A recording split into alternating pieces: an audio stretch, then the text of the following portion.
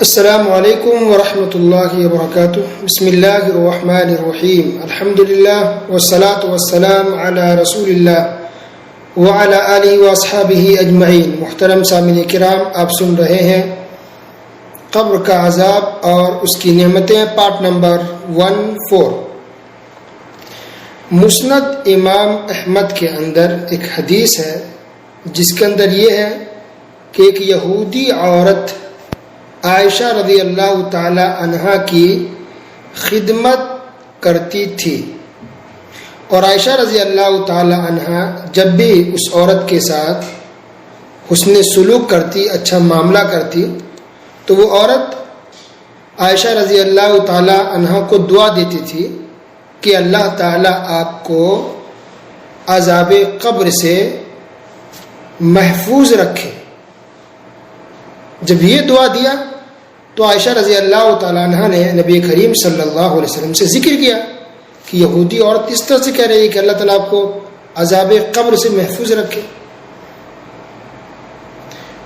تو یہ نبی کریم صلی اللہ علیہ وسلم کو بتانے کے بعد تقریباً کچھ دنوں کے بعد، ایک مدت یا کچھ دنوں کے بعد، اللہ سبحانہ و تعالیٰ نے جبرائیل علیہ السلام کے ذریعے وحی بھیجی اور بتایا.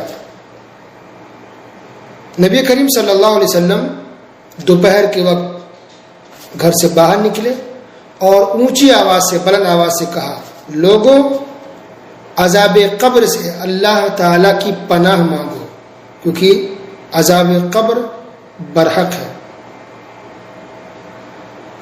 حافظ ابن حجر رحمۃ اللہ علیہ اپنی کتاب فتح الباری کے اندر لکھتے ہیں کہ عمر کے آخری حصے میں، یعنی نبی کریم صلی اللہ علیہ وسلم کی ایج عمر کے آخری حصے میں عذاب قبر سے متعلق وحی نازل کی گئی، بتایا گیا.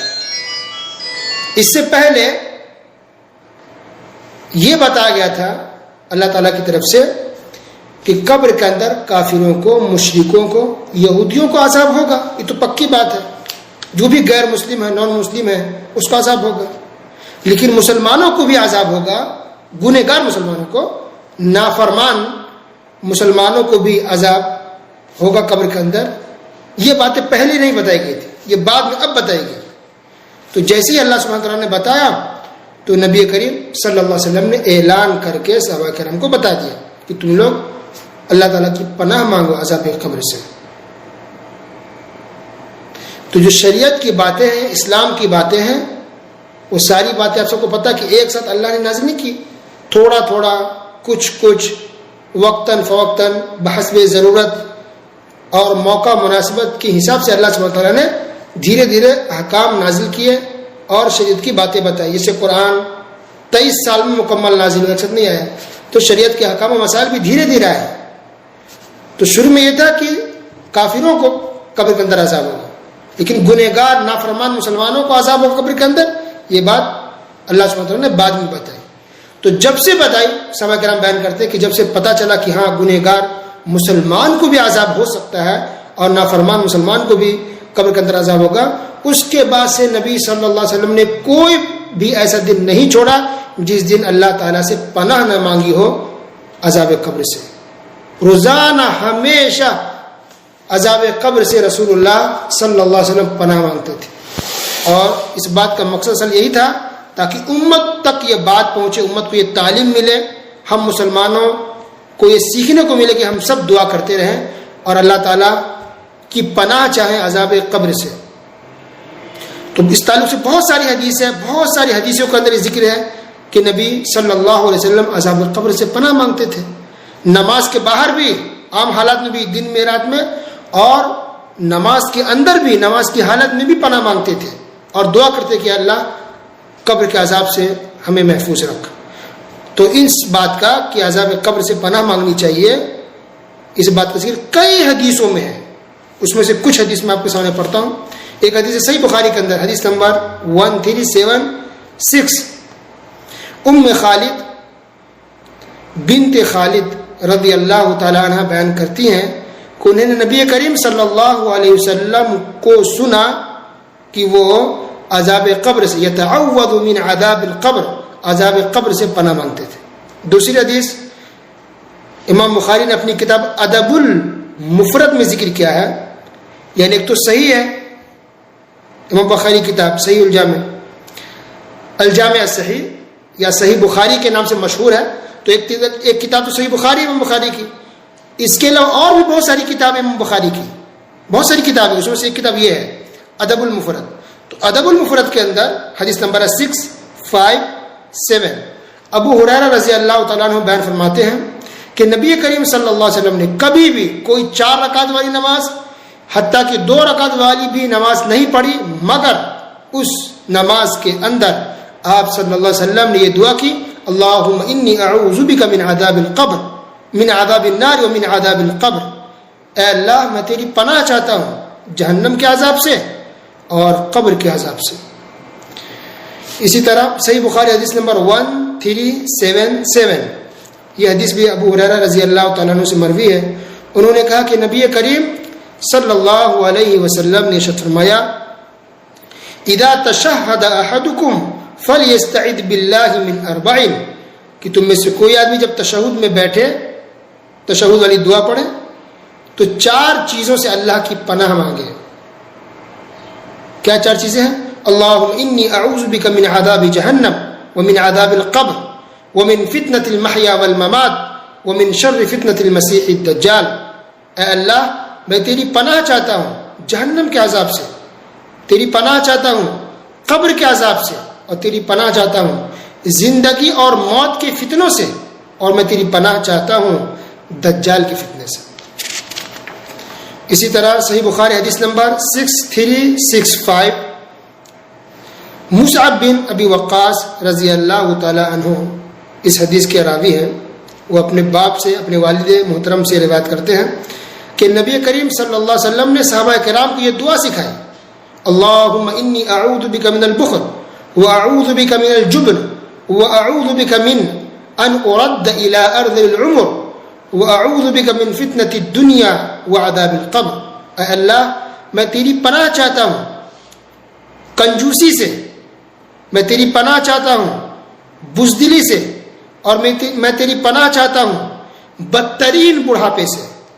ایک تو انسان بوڑھا ہوتا ہے, بدترین بڑھاپے میں اتنا انسان بوڑھا ہو جائے, اتنی زیادہ اس کی ایج ہو جائے کہ چل پھر نہ سکے, بستر پر ہو, محتاج ہو جائے دوسرے کی مدد کا, اس کو کہتے ہیں بدترین بڑھاپا.